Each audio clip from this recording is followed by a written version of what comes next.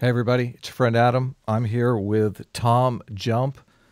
John Buck is actually going to be joining us in a few minutes to basically just moderate in case we get off topic. This is round 2 of a debate we had on Modern Day Debate where we kind of got sidetracked in this thought experiment. And I thought the thought experiment was very interesting, and we ended up chatting about it on Twitter. A lot of people commented about it in the comments. So I think we're going to explore that idea a little bit more. Am I correct? Is that a good assessment, Tom? Sounds good to me.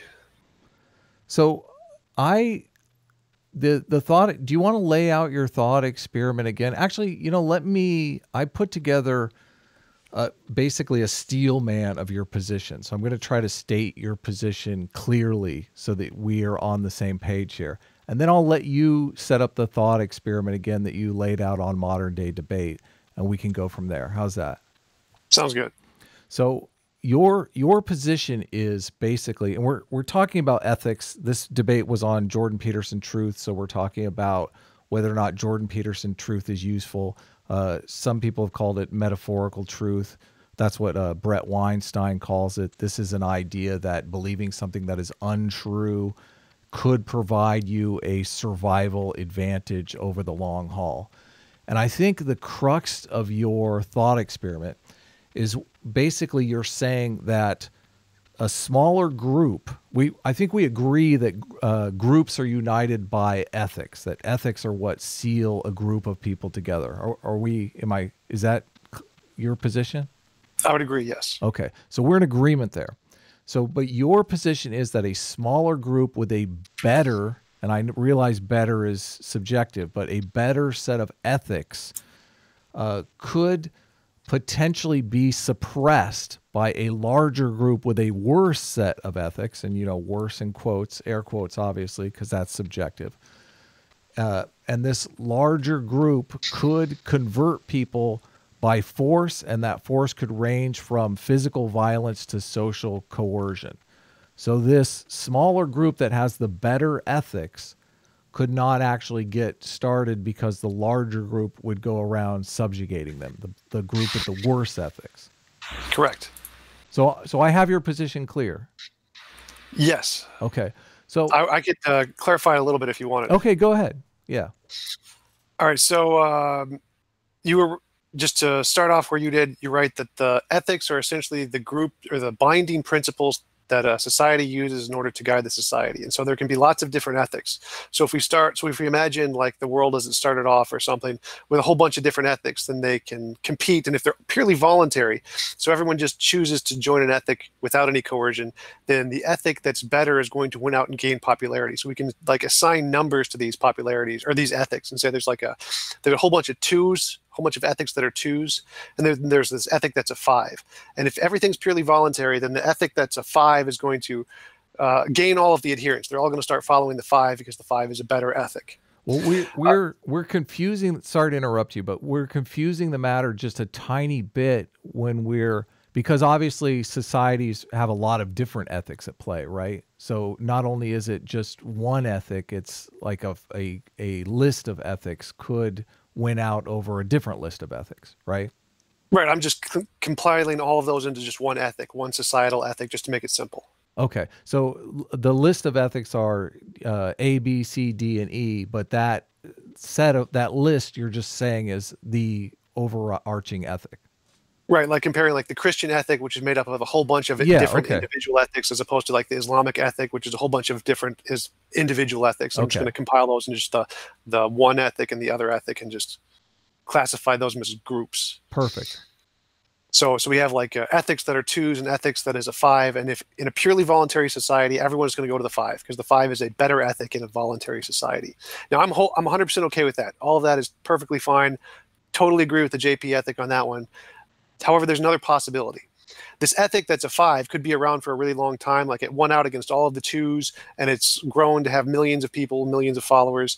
And then this new ethic is invented by somebody. This new ethic is people are converting to this new ethic. They're going from the old ethic that was a 5 to this new ethic. So this new ethic is a bigger number, like a 10 or something. Right. But the 5 still has a whole bunch more people because it's been around for longer. So it's got a ton of followers, and the 5 doesn't like the fact that everyone's converting to this new, better ethic that's better in a voluntary society. So it decides to use its force and its greater numbers to suppress this better ethic.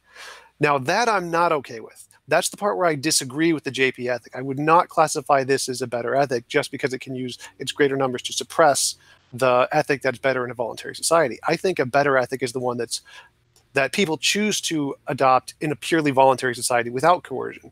So you brought up the example in our Twitter conversation about if the Nazis won World War II and they took over the world, would their ethic really be better? Now, by my definition, I would say no, because they had to use coercion. Now, what would you say about that, and what do you think the JP Darwinian ethic would say about that? See, that's the contention that us Jordan Peterson fans are continually bandying about, because the question really is, could the Nazis have won the war? Could that ethic sustain itself? Because we believe that there are internal flaws in that ethic, and a lot of it comes down to the question of coercion. Because if the larger population has the ethic inside the greater ethic that it is okay to oppress people, it's okay to subjugate people, then that becomes a weakening of the overall arching ethic of the group. And that group is in danger of breaking apart because of that ethic is so caustic. People rebel against that idea of being subjugated. And a lot of the books that I've read, Why Nations Fail in particular, he goes into detail with tons of examples of how, I mean, this is why the North won the war, the Civil War in America, because the South, they had that ethic of subjugation, and that subjugation just ties up so much of your human resources. Like the guy who could potentially invent some new innovation that could take their economy past what was going on in the North. Turns out he's black, he's a slave, he's oppressed. So that innovation that could have been had is lost. So I think really what we're honing in on is that one ethic, that subjugation ethic. And it was something that seemed very important to your thought experiment. I'm not sure that what you're suggesting is possible. I'm interested that it might be, but and this is kind of why the debate broke down a bit, because it was just like the idea that why don't you go ahead and lay out the thought experiment we're talking about? I don't think we've laid it out yet. I don't remember what exactly was the phrasing in the debate. Okay, it was basically there were two tribes that were going to war, and there was a larger tribe and a smaller tribe, and the larger tribe had the ethic of subjugation, right? Yep. And they went to the smaller tribe, and we didn't really touch on whether the smaller tribe had the ethic of subjugation, but I think it's interesting for this conversation. The larger tribe was going to subjugate the smaller tribe by force. They said convert or die was your equation. And you said, is it right for the smaller tribe to submit, which would be good for their survival? And I think your argument was submitting is wrong, but it would be wise to do in using JP truth. That's kind of the argument you were trying to make, right? Right. Should they reject their own ethic and adopt this ethic that's trying to subjugate them? Right. Well, the questions, though, that I immediately had was because these ethics are what facilitate tribes even getting larger, even growing larger. Because an ethic that's voluntary, I believe, will have a larger adherence than an ethic that is forced subjugation. Like if you were just a random person choosing between Islam and Christianity, and you knew that you could test drive Christianity with no downside for apostates, right? If you're a Christian and you decide to leave, no one's going to give you a hard time. But if you join Islam, the rule is kill all apostates, right? That's going to affect your decision, right? You think maybe I'll test drive Christianity. You know, I don't want to get in that Islam thing if if I decide I don't like it.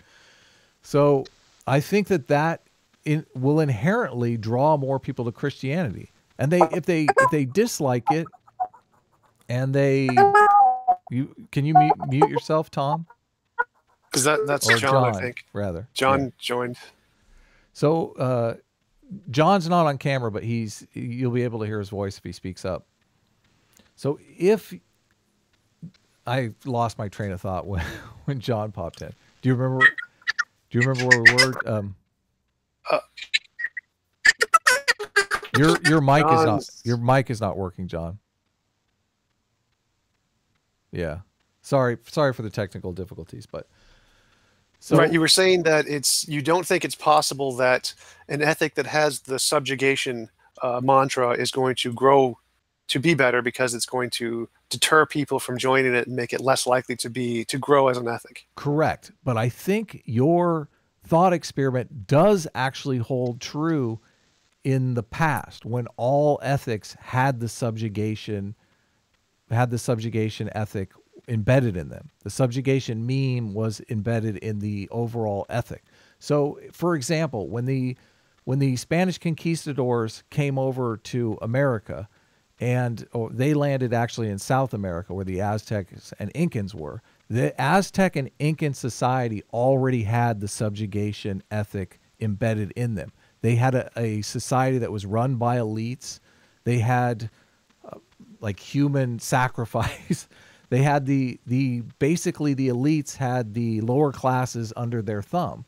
So when the Spanish conquistadors came over, who also had the subjugation ethic, all they did was behead the leaders, the elites, and all of the infrastructure was already in place for them to become the new elites.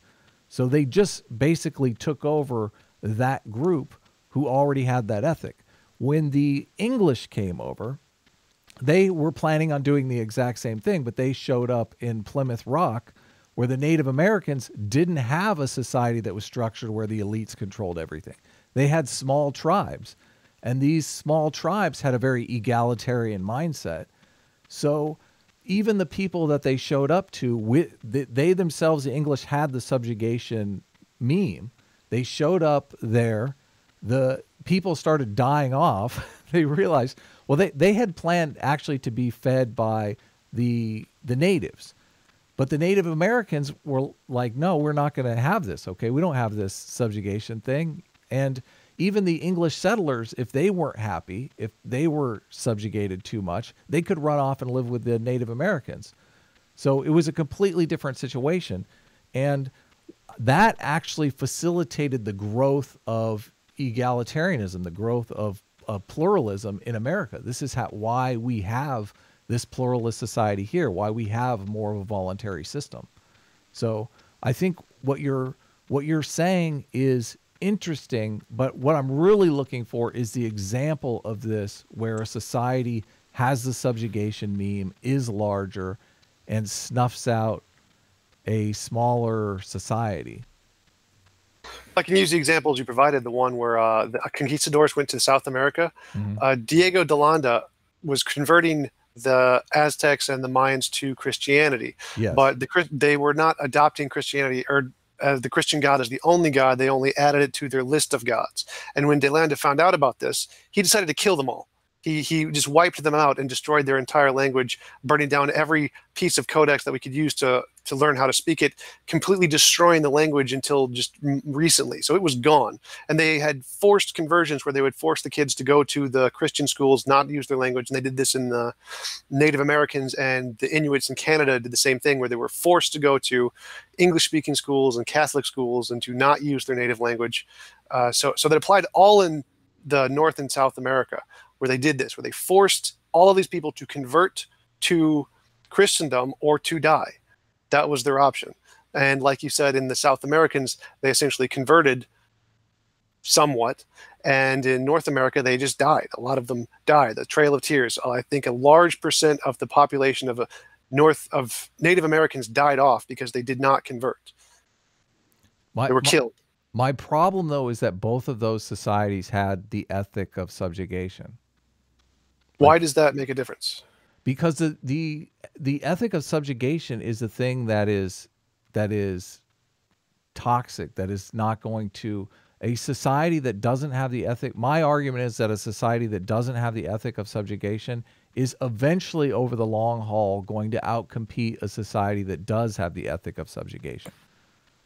Well, then I would give examples like Jainism and Buddhism, which do not have the ethic of subjugation, and they're losing out, and they were forcibly converted to Christianity because it did have the subjugation ethic. Okay, I don't know much about Jainism, but this is where it becomes more complex because there are other factors in play as well. So if two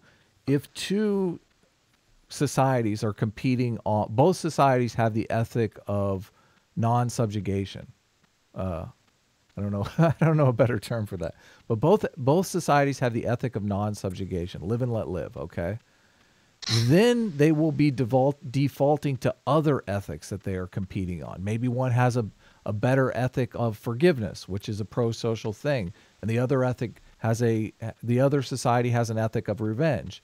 So if two societies are competing in the marketplace for resources and members, and both societies do not subjugate people, but one society is more forgiving of transgressors and the other society is more vengeful and revengeful, then they're effectively competing on the second ethic, not on the first, because they agree on the first. Okay, so then I can give you examples where one has the subjugation ethic and one does not have the subjugation ethic. Like in the early Roman Empire, yeah, but that example's off the table. Sorry to interrupt again, but I mean do you understand how that if okay, no, you're saying you're saying that they're both unequal, but they have the different ethic. Sorry, I misheard you. Right. So one of them has subjugation and one of them does not have subjugation. Right. So if you're saying that you believe the subjugation ethic makes an ethic worse, and so the ethic that has the subjugation will lose to the ethic that does not have the subjugation. Right. That's your argument. Right. And I can give historical examples where that's false, where it's the exact opposite, in fact, pretty much universally throughout history. Like, for example, most pacifist religions, most pacifist ethics lose to ethics that are warmongering, like the Mongols. The Mongols just conquered everybody, whether they had a subjugation ethic or not. Alexander the Great conquered everybody, whether they had subjugation or not. The British had a subjugation ethic. They conquered like the entire world, regardless of whether or not you have a subjugation ethic or not. So, and these apply to just every ethic across the world. If you have more power and you have a subjugation ethic, then your ethic will spread by force. And we can look at there's several YouTube videos of just the spread of Christianity and the spread of the Western society. It all directly correlates to war. The Crusades was one of the biggest spreaders in the middle century. The invasion of Africa by the British and the conquering of Africa is where it spread in Africa. The invasion of North America and South America by the conquistadors and the Americans is how it spread into North America. It's all directly related to conquest for the vast majority of the spreading of the religion, with a couple exceptions like Japan, who adopted it voluntarily for the most part. So I'm a little confused on what this thought experiment tells us about now, because we look at the world now, and it's obvious the societies that have the non-subjugation ethic are outcompeting the societies that do have the subjugation ethic. Do we agree on that? Sort of. Well, here's where it comes in. If you imagine there's a society that has the subjugation ethic and uses it to conquer the world, and then someday they said, okay, well, we were wrong about this when we stopped the subjugation ethic. The next day, they no longer adopt the subjugation ethic, but they're still winning because of the subjugation ethic. So the reason they're the most popular is because they've been subjugating people for all these years, and the fact they just gave it up doesn't mean that their society is now better off or that their ethic is winning because they're non-subjugation ethics. They're just currently winning because of all of the past years of subjugation. Now, if you're right in that a subjugation ethic makes a ethic less palatable for people, then as soon as they stop adopting the subjugation ethic, then they're going to start to losing adherence. They're going to start to decrease and losing them to other ethics that don't have the subjugation ethic. Would you agree with that part? Do you follow everything I'm saying? Well, the reason why I think the subjugation ethic is a problem is because the members will defect to other groups that don't have the subjugation ethic. So, like, the question really is, how do they maintain their numbers in a society, in a world group where different societies are competing? The societies, I mean, I completely agree with you that the subjugation ethic could increase their numbers. I mean, this is why the whole idea of cultural evolution is interesting, because an entire culture can change its ethics where you can't really change the biological genes in the organisms making that society up. The rules that bind that society together can change and do change. I mean, in the book The Secret of Our Success by Joseph Henrich, he talks about societies that are tribal societies that are failing. They're failing to survive, they're failing to produce resources, and they look around them and there's other competing tribes that are doing great. And they even send out their elders to find out why this society is doing so good. And they basically adopt all of their traditions and just start living exactly like they're living. And the funny thing is, like, he cites this one society where the women pray, or not pray, but the women sing to the pigs. Okay. Now, I don't necessarily know, being a rationalist materialist, if singing to the pigs is something that's necessary to facilitate a stronger society, but they just adopt it because they really don't know what it is that's making this tribe successful. And within a generation, the tribe is totally turned around and is totally successful. So that is just an interesting example of how people are willing to adopt ethics when they're under the gun and voluntarily. So your thought experiment, though, I mean, you basically said that these people, the smaller ethic, is being put to the sword. It's like convert or die, join us or die. There's so many different outcomes that are possible there. Suppose the smaller group pretends to convert, and they are from within fomenting revolution.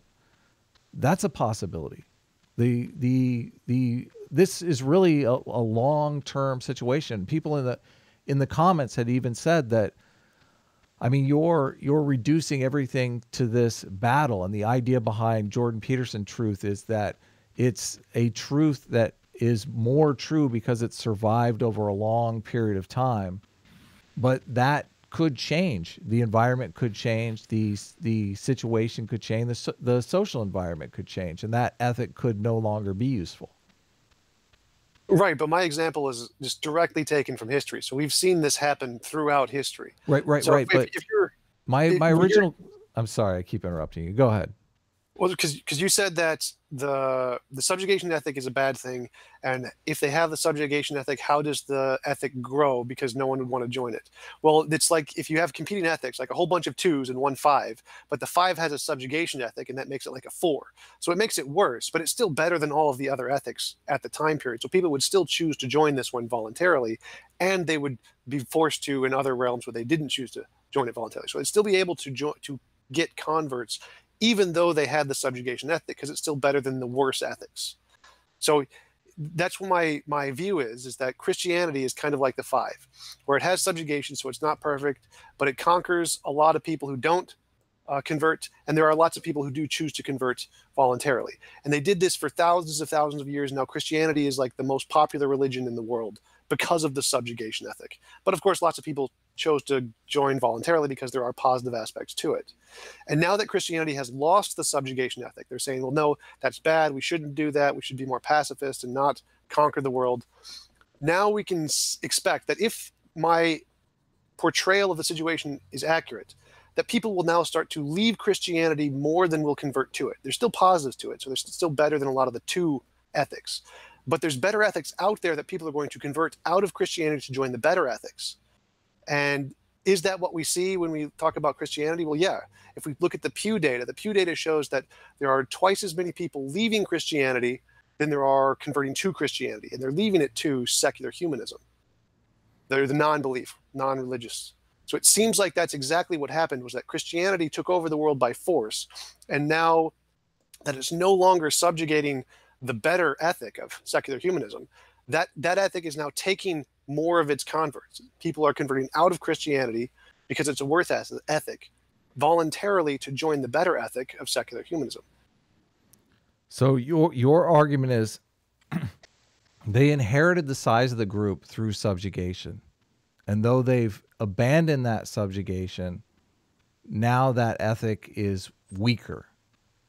Right. Now it's because now it no longer has the subjugation propping up its numbers. They're no longer forcing people to convert. And so now they're losing converts because it's not as good of an ethic on the voluntary system as the humanist ethic. Because when in a voluntary society, when all ethics are essentially, you get to choose on your own which ethic you want to adopt. The humanistic ethic is a better ethic, and more people choose to adopt that than they choose to adopt the Christian ethic. And so now we see more people moving to that ethic out of the Christian ethic. Now, I think that we are going to disagree on the facts, but I do understand what you were saying. And I think there's definitely some merit to that argument. One of the facts that I looked up after our debate is that there are, at present in the world, there are 15 million Mormons. And the Mormons never had the subjugation ethic at all. So I'm questioning why there's 15 million Mormons and there are only 4 to 5 million secular humanists around the world. So they have them beat 3 times in group size. And the secular humanism people are not even really well defined. It's hard to get good numbers on secular humanism because they define themselves differently. So there's that problem. And I also, I just studying ethics and studying moral psychology, the whole idea behind an ethic is it dictates behavior. It tells people how to behave in certain situations. And I I dived into secular humanism, and for instance, what is the secular humanist position on forgiving your enemies? I would say that you are supposed to forgive your enemies in secular humanism. Right. What is that grounded in? How what if another secular humanist came on the show and said, "No, I don't think you should forgive your enemies," or you should you should only forgive your enemies in certain situations, and those situations are subjective. Right. Well, the humanism part is to value human life above everything else, essentially. So your enemy is a human, then you should value them because they're human. And so humanity itself has intrinsic value in humanism. And so it's essentially a absolute non-violent, absolute pacifist, try to promote humanity as much as possible in every respect kind of religion. So humanism advocates for the best for everyone possible given the limitations that we have. So there's no in Christianity, they think there's this value of justice and revenge, where if someone committed a crime, then they deserve to be punished. Whereas humanism says, no, they're just another determined thing, just like a bear or something. And the reason we need to put them in prison is to protect other people, not to punish them. They don't deserve a punishment. They have inherent value as a human being. Well, I'm going to object that your characterization of Christianity. I don't think it's fair to characterize Christianity. I don't think it's fair for someone who's not a member of Christianity to look at the book, look at the Bible and say, this is the way you should behave. Obviously, the Christians disagree on that. I think you and I, both as atheists, will agree that the Bible is contradictory, right? Right. Well, I was a Christian for almost 20 years, so I read the Bible cover to cover, so I'm pretty well versed in this stuff. But and one of the tenets I think that most Christians agree on is that there's this idea of justice, and there's this idea of obligation, and that God is a judge, and so that you do sin, and then this sin then makes you deserving of punishment from the judge. And that's I think most groups of Christianity agree on that part. Well, this is a lot of the problem I have with secular humanists, because they're more interested in what Christians are doing than what they're actually doing themselves. There are different churches that adopt the Jesus, turn the other cheek, love thy neighbor. They're very nonviolent pacifists. There are pacifist brands of Christianity, right? Absolutely. There are hellfire and brimstone brands of Christianity as well.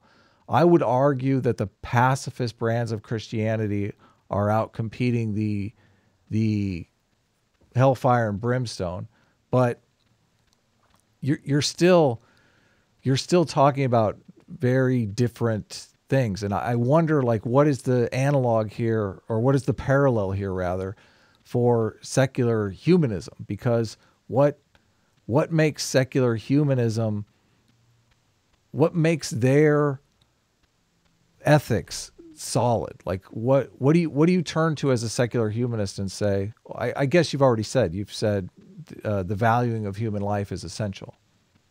Absolutely, the inherent value of humanity. Okay. Hey, I'll get to, I see I've got a couple of super chats. I'll get to the super chats, like kind of in a question and answer period towards the end. So, oh, well, you asked a question about Mormonism. Why is secular humanism not as popular as Mormonism? Because neither of those had the subjugation ethic. mm-hmm. Well, my answer to that is that atheists are still subjugated, even though not as explicitly. They're still very subjugated. Like, there was a poll done recently about what is the most distrusted group in America, and atheists are the decisively most distrusted group of all people, including Muslims, LGBT community, criminals. Atheists are just more distrusted than anybody else in the country. So there's still a lot of discrimination and subjugation of the atheist community, which is why there's a lot of studies that have been done in America of who's happier. And atheists, or religious people are a lot happier in America than atheist people, because atheists don't have a sense of community. They're very neglected in society. They have no representation in politics. Whereas if we compare it to other countries, the atheists are actually much happier in the non-secular countries because they have a much bigger community, much better representation in politics. So at least in America, there is still a lot of discrimination against atheists, and we are still being subjugated, which is why there's been such a slow growth as opposed to Mormonism, which has not been openly discriminated against at the same level as atheists. Mm-hmm. I'd like to say something. Is my mic working again? Yeah, it works great. Okay, great. I just wanted to clarify what your guys' definitions of subjugation is, because from my understanding, like, any ethic that a group takes on is going to be there's going to be some element of subjugation for the other person. It's like a social rule set where keeping single individual people united by having them give up certain, like, say it would be by putting up an hour of work in order to help the group survive. That's an element of the ethic subjugating themselves in that 1 hour of their personal leisure time. And just I also am curious, like, whether you would agree or not that in certain, let's say, highly liberal atheistic communities, there is still an element of subjugation for anyone not following the ethics of somebody within that community. Say, like, if you're in San Francisco and you hold to traditionalistic values or something like that, then there might be a element of subjugation within that local environment towards the person with, say, Christian values, in kind of the inverse of somebody in the Bible Belt having atheistic values being subjugated by the broader environment in that area. So it doesn't seem like there's only a singular subjugation from one ethic rather than both ethics, depending upon the environment of the majority. You're basically saying that there's some element of social cohesion or social coercion. Subjugation. Yeah. Yes. Yeah. So I wanted to clarify what you guys are meaning. Is subjugation just causing some others not within that group to perform actions that correspond with the ethics of the majority group? Do you want to go first? No, go ahead. All right, so when I'm talking about subjugation, I'm talking about forced conversion, of taking one ethic and then forcing people who are not of that ethic to join that ethic. Or you could also do subjugation by forcing the people who are in one particular ethic to suffer, or making it harder for them, so it would be better for them if they joined the other ethic. So, sort of like a social shaming would be one version of subjugation. Right. And to address your second question, yes, there are definitely a lot of liberals and social justice warriors who try to subjugate the right-wingers and those kinds of things. That happens a lot, but since it's the atheist community is much smaller than the liberal community. So I think I would definitely classify those as different kinds of things. So because the atheist community only makes up like single-digit percentages of most of America. So they can't really subjugate much of anything right now. But you're right that there's a lot of subjugation among the political spectrum between the right and the left, where they're shaming them. Yeah, that happens a lot. You're absolutely right about that. Okay. I want to get back to the distrust thing, and I think it touches on the subjugation thing. Are you saying that because Christians distrust atheists, that's a form of social shaming and like a type of subjugation? Right. They were asked, like, would you vote for an atheist for president? Everyone said no. So would you vote for an atheist for a political position? They said no. Would you trust an atheist to watch your kids? Would you trust an atheist? Would you loan them money? These kinds of questions. So they would deny services that you would normally give to anyone that you would consider to be trustworthy. So they see them as a bad person, like a criminal. You wouldn't let a criminal watch your kids. Also, you wouldn't let an atheist watch your kids because you don't trust atheists. So it's they're kind of treating them as if they are outcasts in society, just like criminals. How is forcing them to trust atheists, though, not subjugation? Well, that would be subjugation. I don't want to force them to do anything. Okay. So, but there's a very rational, logical reason for Christians and other groups to distrust atheists. So a lot of times I have a problem with this idea. Like, do you feel that people should just be trusted for no reason whatsoever? Don't you think people pick and choose who they're going to trust? Oh, absolutely they do. It's part of human nature. So the distrust thing, would you say that is a barrier for secular humanism to overcome, to gain adherence? I mean, this could possibly be the reason why there's 15 million Mormons and there's only 4 to 5 million secular humanists, because nobody wants to be distrusted. Right, exactly. You're exactly right, which is why secular humanism and atheism has been branching out and trying to gain more popularity. And you have things like the American Atheists and a whole bunch of different atheist groups doing charity work to try and make atheism look more palatable, less hateable, essentially. So yeah.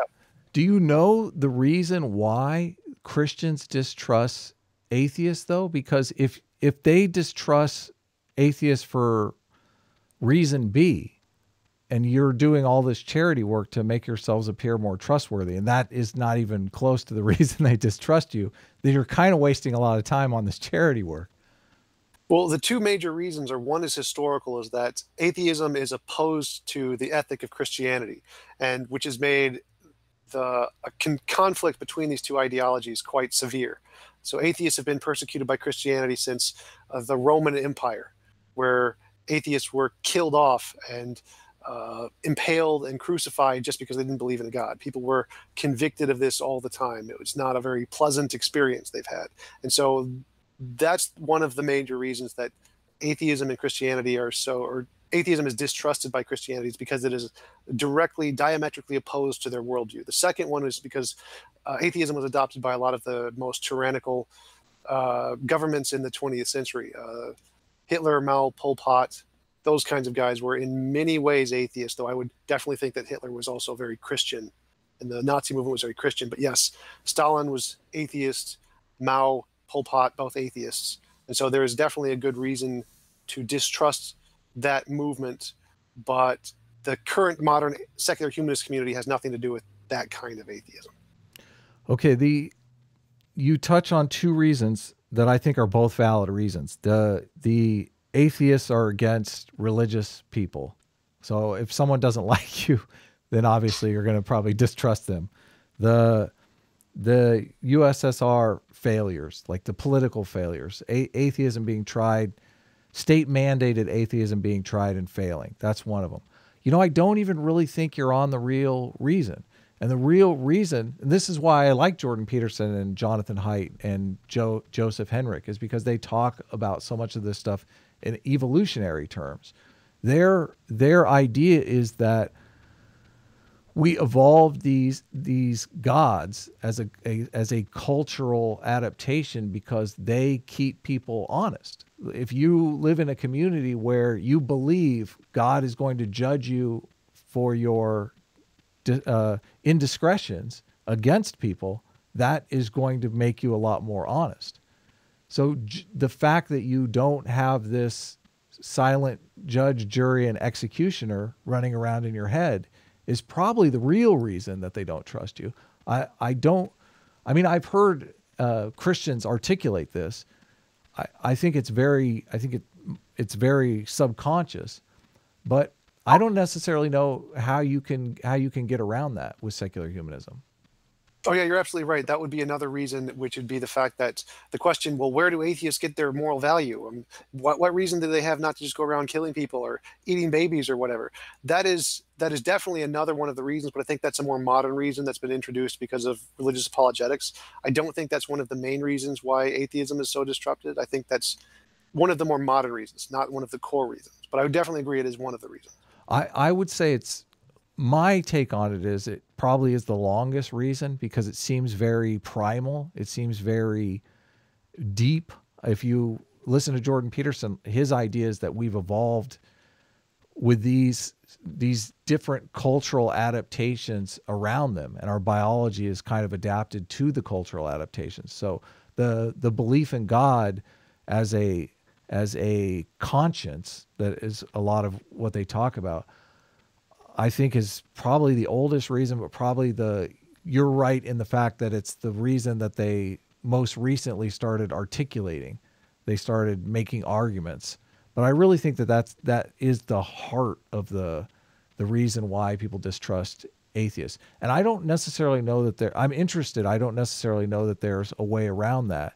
And the only reason why I focus on it is because I am very interested in looking at religion from an evolutionary perspective, and the fact that secular humanism is not, you're making the argument that it's growing incredibly fast. I'm saying Mormonism, like 15 million, that thing grew like a weed. So I think different religious systems have a way of attracting members that secular humanism can't necessarily take advantage of. And I think that may be a fundamental flaw in the ethic. Well, I would disagree because the fastest growing religious ideology ever is Falun Gong, which is in China, which is a secular ethic, has nothing to do with a god, and it's the fastest growing ever in history. Mm-hmm. And so, but it was, of course, suppressed by the Chinese government because it was the fastest growing ever. So it's slowed down quite a bit more recently. But I'm pretty sure the non-religious are actually faster growing than Mormonism. Mormonism is very fast growing. I think it's growing at a rate comparable or slightly more than Christianity originally grew, but it's not as fast as the non-religious ethics. So do you... I forgot. You mentioned, how does humanism overcome this idea of, well, they don't really have this objective moral grounding? Well, that would be trying to create an objective model of morality, kind of in philosophy or something, a philosophical book to really establish an objective morality, solve the philosophical problems of objective morality that humanism can really rally around to have a core doctrine. That would be, I think, what humanism would need to do to try and solve that problem. It's so easy to point to the God for grounding. I don't necessarily know. It's also easy to point to success and just the fact that Christianity is successful, and maybe they have inherited some of that, obviously, from the subjugation ethic. But it's hard to if something is successful and working, people often are reluctant to change. So I don't see us disagreeing on a ton of stuff. You obviously have the idea that secular humanism is gaining adherents and growing, and you could see a world where secular humanism is the dominant religion. They have, we're talking 4 to 5 billion or 4 to 5 million, and Christianity is 2 billion plus, That's 2,000 million for those paying attention. So I mean, there's a long way to go on secular humanism. Oh yeah, you're absolutely right. There's been big strides that have happened when we have new scientific discoveries that override older beliefs. Like one of the things was Darwin. When Darwin discovered the evolution of species, that was a big hit to Christianity, and people started to lose adherence a lot more at that point, because that was essentially the earliest stage when atheism wasn't as strictly forbidden, like punishable by death. Like the last guys that were really convicted were like Galileo and Giordano Bruno and like Baron d'Holbach. He was persecuted in the 1700s, and Charles Bradlaugh was seen in a negative light, but I don't think he was persecuted. So getting to those like 1900s was really when atheism started to take off as a popular movement, because of things like Darwin and the scientific discoveries of the scientific method that reject a lot of the things that Christians believe, like refuting Genesis, that the world was not created in 7 days, the earth was not created before the sun and moon, those kinds of things. And so if we progress with these kinds of big scientific discoveries that make progress in refuting core Christian beliefs, that's what's really going to start to change the tide and make humanism a more popular religion, one of which would be like a philosophical understanding of objective morality. If we could solve that problem and get a secular objective morality that's better than the Christian morality, that would probably be a huge movement in the atheist direction. I see. We're obviously going to disagree there. I mean, I respect what you're saying and everything. One of my favorite quotes is Bertrand Russell. I actually pulled it out for this. Social cohesion is a necessity, and mankind has never yet succeeded in enforcing cohesion by merely rational arguments. So I don't know how you're going to make social cohesion work with just rational arguments. There seems to be so much of it is intuitive that I don't agree with you that that's a possibility. Really, the only way that we can objectively quantify this stuff is by the numbers. I did look it up, and Mormonism started in 1830, and secular humanism started in 1930. So they got 100 years on you. So maybe things will change. I'm not certain that they will. John Buck, I apologize. John Buck is the one that's moderating for us here. Do you want to jump in on anything? First, Tom, do you have any questions for me before I read super chats? Well, you said you didn't get to any of your notes last time in the debate. Do you have any other notes that you wanted to mention? Well, I have so many of there's so many missing variables in the experiment that you laid out that I think I touched on.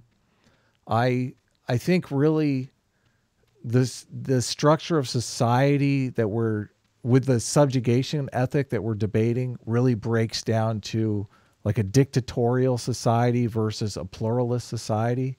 And I think all of the evidence, all the modern day evidence shows that the pluralistic societies have won out. So that to me is a little more evidence that the subjugation meme loses to the non-subjugation meme. Let's see. A constant battle that I have with a theist is whether or not the Nazis could have won the war, or whether or not their ethic is evolutionarily flawed and will always fail. And that ethic is the subjugation ethic. I had a question about that I wanted to bring up. So, okay. Suppose Hitler was doing the first guy to do research on the atomic bomb. If he was like essentially a year earlier in discovering the atomic bomb and succeeding with it, he would have won World War II. And that has nothing to do with the social ethic. Do you think that would make it possible that the Nazis could have won regardless of their ethic of subjugation? Why did he lose the bomb? Because it goes back to my original argument. He lost the bomb because he lost his human resources that had the bomb. They threw the Jews fled Germany, and so many of those Jews were the Jewish scientists that came up with the bomb. Right? Right. But just talking about technologically here, he could have, if he put more resources into it, more development resources into it, instead of putting it into his pagan research, he could have developed the bomb. He was close. Okay. So just for the sake of argument, let's say he does, and you think he uses the bomb and America quits the war. I mean, There's still so many factors at play. They are going to be still competing. I mean, he's not going to knock out, they're going to nuke a city. The bombs back then weren't, I mean, they were devastating, but I mean, they have the super bomb now, which is like 10 times as big as, or 100 times as big as the bomb that they dropped on Hiroshima. So they would probably take out New York or Washington. The thing about ethics that is interesting is because we're really talking about an evolution of ethics. And if you use the parallel of biology, like even if an asteroid hit and knocked us back to cockroaches, I think you and I would probably agree that cockroaches would eventually start evolving and we would just do it all over again, right? Like we would evolve. Yeah, essentially, yeah. Yeah, so that's the thing about ethics. So if my argument is really if Hitler won the war, if Hitler used a nuclear bomb, his ethic would still be flawed. It would be the equivalent of knocking cultural evolution back to cockroaches.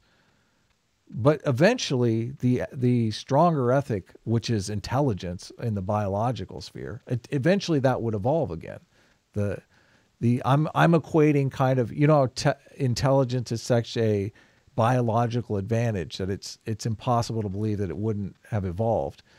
I think the non-coercion ethic is such a powerful ethic that it's inevitable that it will evolve. So, well, here's a question for you. Do you think the Christianity would evolve? Like if we just lost all memories of all Christianity or all religions, do you think those would evolve again, or they'd evolve new religions that are completely different?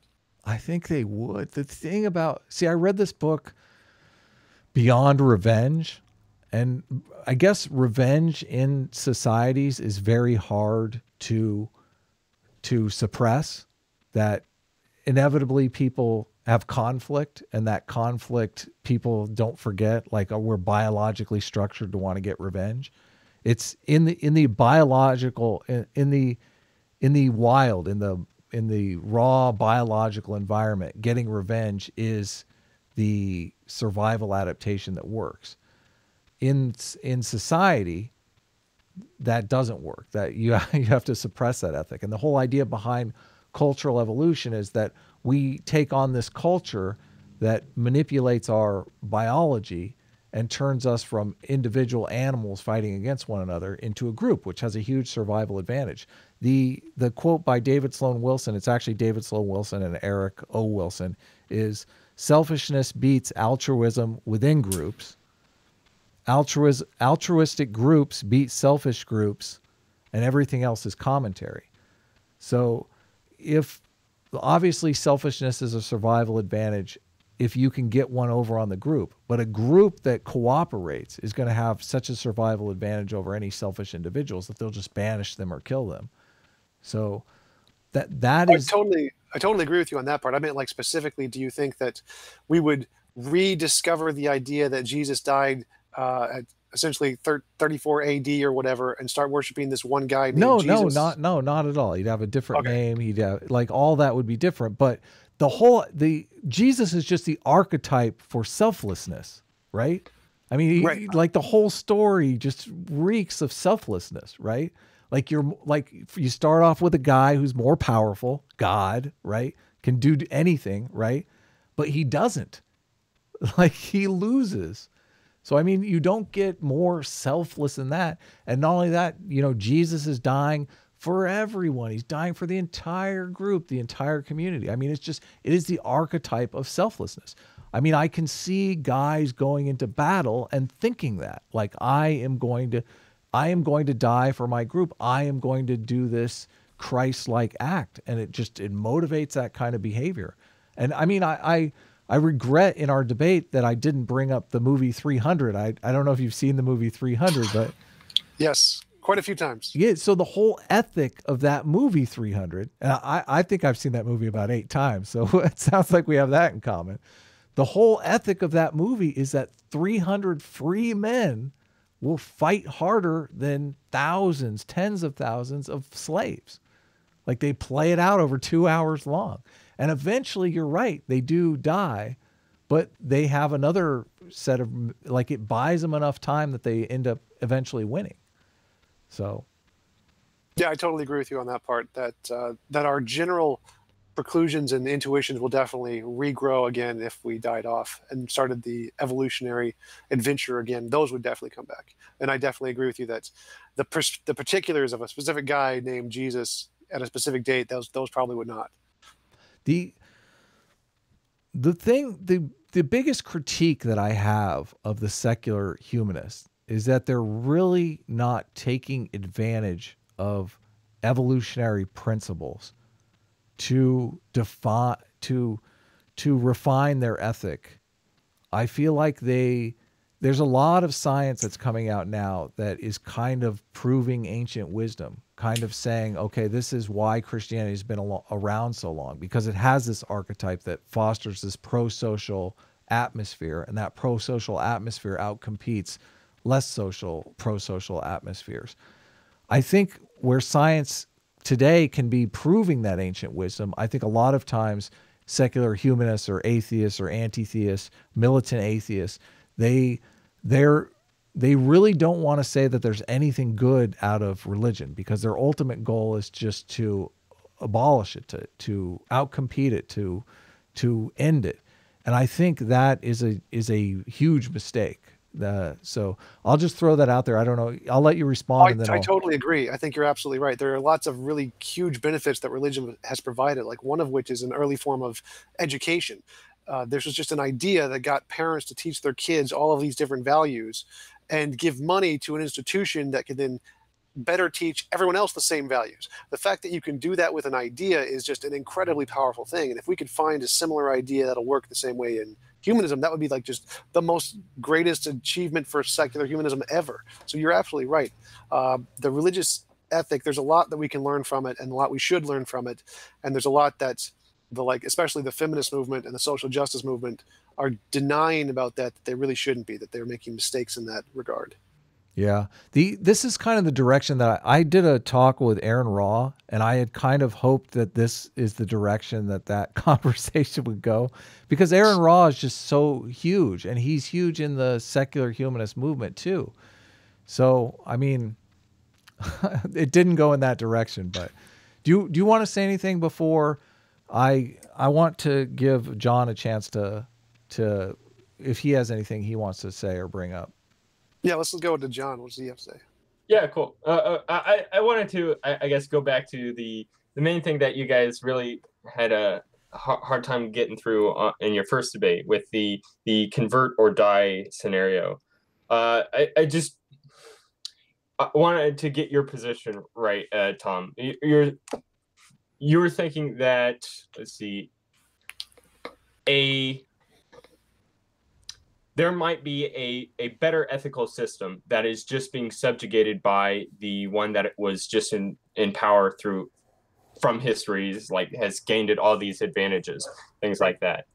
And so if there was, I don't know, something that could happen that could make it so that the old ethical system that was in power could die off, either through like the scientific or they could just stop subjugating. They can stop having that ethic of subjugation and let it grow. So, are you? How much is, let's say, the ethics of Christianity like subjugating people in today's like modern societies? Really, very little. Most of it is non-subjugation, but it's a pretty recent adaptation. Like within the past 150 years is when Christianity really stopped subjugating people. So it's pretty recent. Mm-hmm. Yeah. All right. So from that, we can make a prediction that secular humanism, because it's not, there's no longer this external pressure kind of being placed upon them from the majority population, that this can now flourish because it's, for one, a more cost efficient really for the users to take on secular humanism rather than the Christianity with all its like sacrifices that you have to go through, and or not like real sacrifices, but okay. Yeah, exactly. You got it exactly right. And that's essentially the two main reasons that most people are deconverting from Christianity. Are 50% of them, when polled, say they're deconverting because they reject the ideas and teachings of religious people, but 40 I think it was 43 or 46% of them are deconverting because they disagree with Christianity on social issues like LGBT rights and women's rights and abortion and those kinds of things. Yeah, and you can see that even there was some guy that was like a doing studies on religious people from a secular perspective. He was realizing people were just moving between churches based upon their political issues rather than their actual like religiously held beliefs. So it's very much, I think, the greater ethical system that is in power right now is more akin to our political parties rather than our religious affiliations that we have. That's why you can have people like Ben Shapiro and Jordan Peterson, who's like agnostic and like Christian, full-on Christians, all kind of working together in this anti-SJW kind of movement or field that's kind of out there. And they still have this greater ethical system that's in force. Or not enforced, but that they're working. Yeah, that's a really good question. Like, which is the greater ethic today? Christianity or republicanism or liberalism or atheism, secular humanism? Like, that's a good question that I don't know the answer to. Yeah. Well, I think before the gay marriage stuff came into the zeitgeist, I think that there were liberal Christian churches and conservative Christian churches, and the conservative churches tended to be more the hellfire and brimstone, and the liberal were obviously the beatnik, not pacifist, nonviolent churches. But then when the LGBT thing came into existence, a lot of the liberal churches lost their membership. And I think the conservative churches maintain their membership. The person that John is talking about is Robert Putnam. That's he wrote a book called American Grace where he fleshes a lot of this stuff out.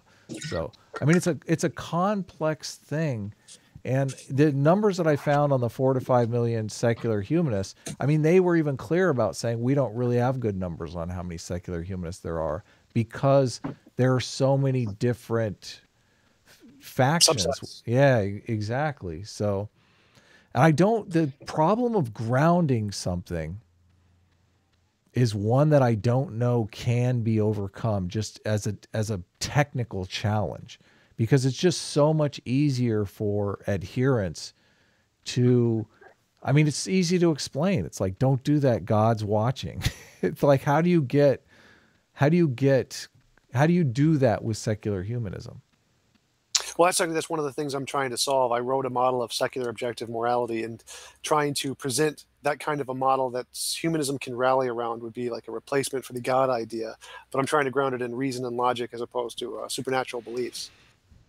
Bertrand Russell is a pretty famous atheist philosopher, and Bertrand Russell is against you. I don't know. It's everything seems impossible until it's done. Nelson True. Mandela. True. I do believe in the impossible. So I have one super chat from Pragmatic Culture. Thank you so much for the $5. He says ethics are objective because God. No joke. Aristotle. And he says gang, but I think he means yang gang, which yes, yang gang all the way. I can't wait to see I can't wait to see the Yang Trump debate. So did you pull any other, John, did you pull any other questions out of the chat that maybe people want to ask? Yeah, I got one. This was from, I didn't grab their name, but I guess it's kind of raising a question towards you, Tom. Like, how do atheists explain that their emergence in societies usually marks the end of that civilization? I'm not sure the particular examples that he's pointing to, possibly Rome, maybe France and Russia, and I don't know, China, maybe. I'm not exactly sure if that's something that can be proven.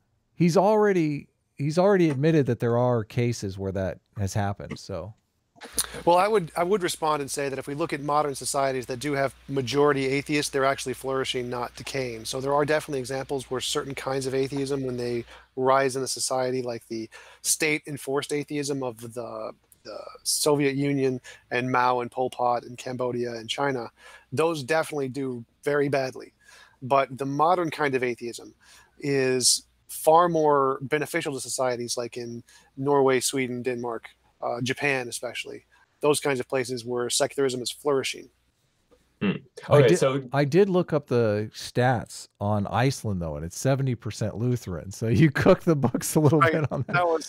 That was just an example that popped into my head about the thing from Patheos, the satire example. So yeah, Go ahead, John.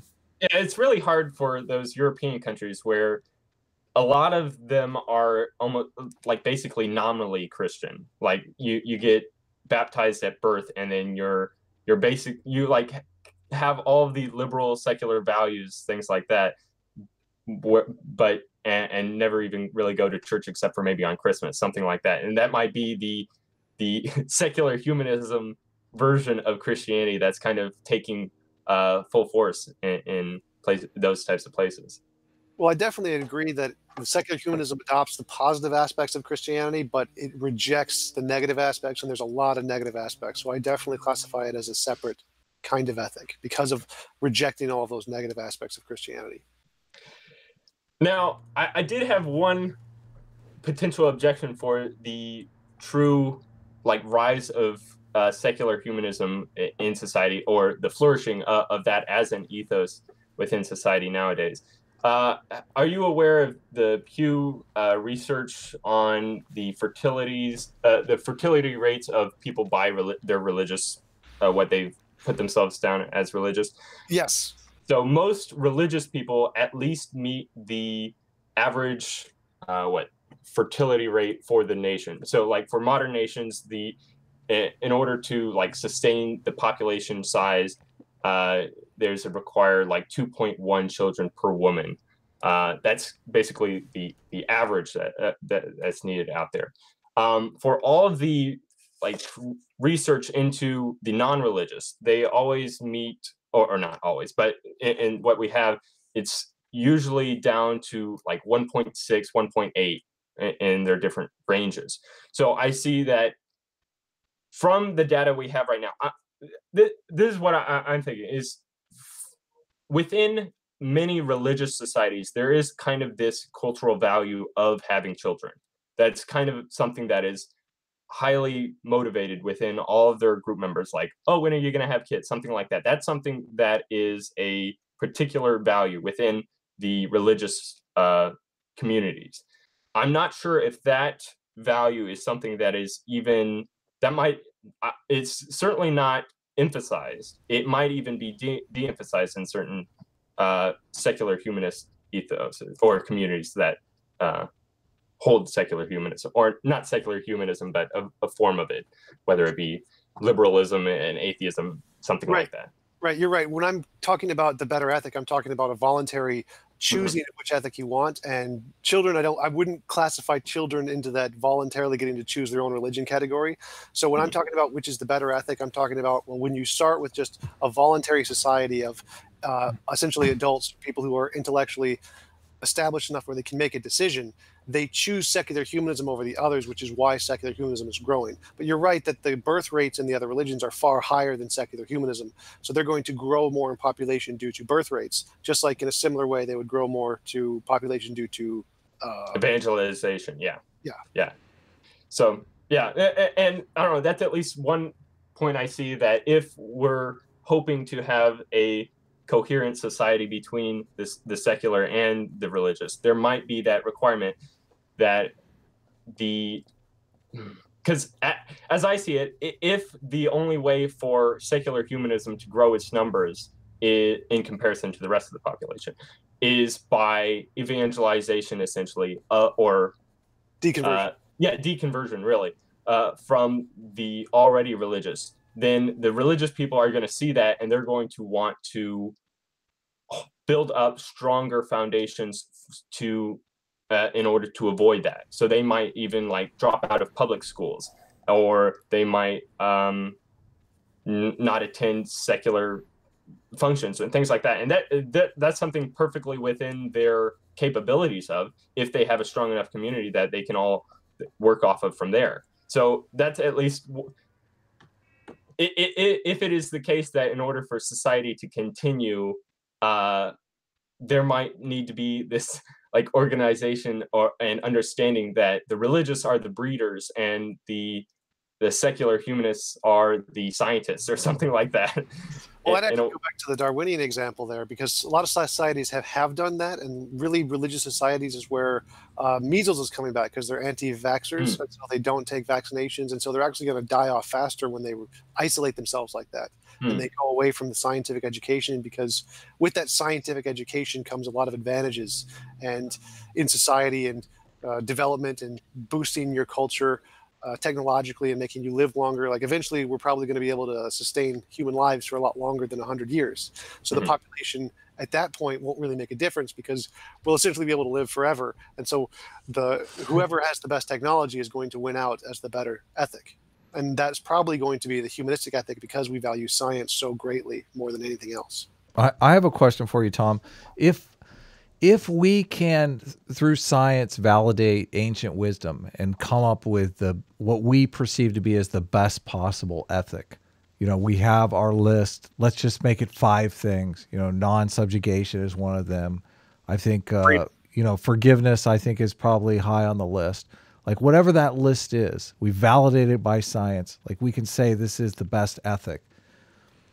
If people are adopting that ethic for religious reasons, will secular humanists be able to accept that they have a different way of adopting the same ethic, or is the way that ethic is embedded into the culture, is that part of the secular humanist goal? Well, most secular humanists don't care about what religious people believe. They just want religion out of politics. They don't want religion to influence politics. So most secular humanism are non-subjugation. They don't want to convert people out of Christianity. They don't want people to give up their beliefs. They just don't want their beliefs to influence the secular humanist kids or public schools or the public policy, those kinds of things. So most secular humanists are already happy to admit that. You can be religious all you want, not a problem. Yeah, I think we're moving towards that. I think people are realizing that, like, people have an innate live and let live attitude. And they realize the public square is, if we stick to the facts and we don't, like, we can have our personal beliefs, but we don't argue that you should accept our personal beliefs to make the case for some public policy that we want. Like we should base our public policy on what we all agree on, and what we all agree on is, the objective world. So I think we're moving in that direction. I think the bottleneck there, what makes it so difficult, is that it's just in democracies, political power is gained through numbers, and religion definitely has a lot of adherents. So, right, I totally agree. I have another super chat. T-Bra for $2 said, "Did he just equate the religious to anti-vaxxers?" Well, pretty much everyone who is an anti-vaxxer is religious. It comes from 2 groups. One is fundamentalism Christianity and fundamentalism Islam. There are essentially no anti-vaxxers who are as far as not necessarily. There's the New Age movement. There's a lot of anti-vaxxers within that are. The alternative medicine guys. Yeah, people like them. Those are largely not necessarily secular, but like Eastern, I guess, ideas, or that's I don't know, another form of the anti-vaxxer movement. But that's the thing. Like, when religion or the religious people are the majority population, and then some small subsection of that is also religious, then it's, I don't know. So we've been going for about an hour and 15 minutes. I think this is probably a good place to wrap it up. I think we've got a lot of agreement here, which is good. Do you have any final thoughts that you want to say before we go? Thanks for having me on. I enjoyed our conversation. I thought you're right. We have a lot of agreement on things, and you made some good points. And I still agree. I still think that Christianity is not what I would consider the best ethic, but I enjoy talking with people I disagree with. It's fun. Yeah, I am super curious, just personally, what that best case ethic is. So, I mean, from a scientific point of view, this stuff completely fascinates me, and I could make tons of videos on the science of ethics, but so much of it is intuitive for people that it really offends their sensibilities when you disagree with them on anything ethical, or when you even try to look at it from a scientific perspective. So it's not a great strategy for growing your YouTube channel, but I find it fascinating. Do you want to say anything, John, before I end the stream? Sure. Yeah, I'll actually be on the Modern Day Debate channel also. I'll be debating against Chris from Biblical History Skeptic on moral error theory. So, I'll be attempting to do so without having to rely upon God as the objective grounding for morality. So maybe, I don't know, maybe I might accidentally be helping Tom out in his secular humanism approach, but I don't know. So if anybody's interested in that, I'll be arguing against moral error theory. So, well, we already have the numbers against Tom. All we have to do is call in the Mormons, and we can subjugate them however we please. So this has been a good talk. I'll go ahead and end the stream there. Thanks so much for the super chats. Let us know in the comments below if you have any thoughts on this. I have a feeling Tom and I are going to probably end up debating on something else eventually in the future, since both of us seem to be into the debate thing, and we've both been on Modern Day Debate a couple times now. So let us know if you think there's anything interesting we could have a conversation about. So I'll go ahead and end it there. Thanks so much. If you like the video, obviously like the video, and we'll catch you next time. We'll see you in the next video.